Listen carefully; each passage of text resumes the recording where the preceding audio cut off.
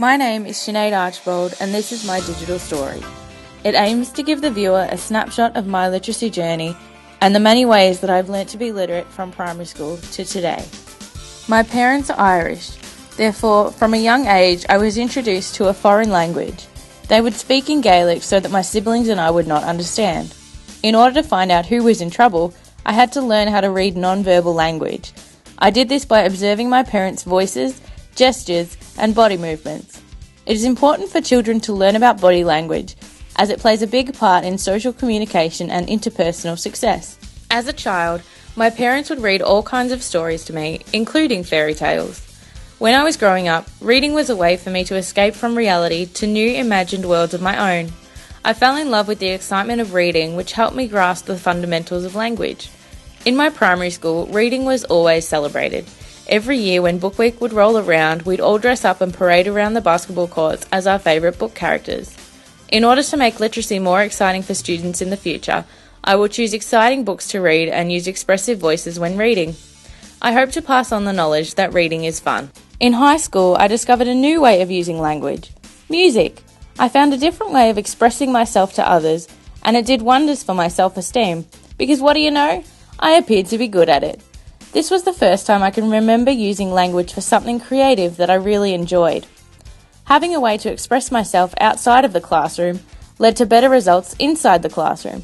In the future, I would like to use music in order to relieve students' stress, as well as make transitions between activities easier. I hope to use future students as hobbies and passions in order to engage them in literacy learning. Throughout my whole school career, I have been learning about language and its use in different contexts. I have played many different sports in my life, but I don't think I truly enjoyed any of them until I started playing volleyball. In volleyball, I was able to practice a different set of pragmatics that involved a group of people.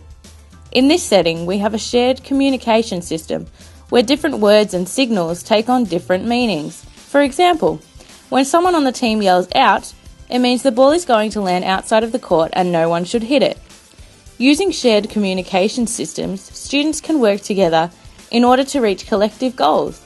I hope to teach students about the meanings and social use of language in order for them to communicate in a group effectively, both inside and outside of the classroom.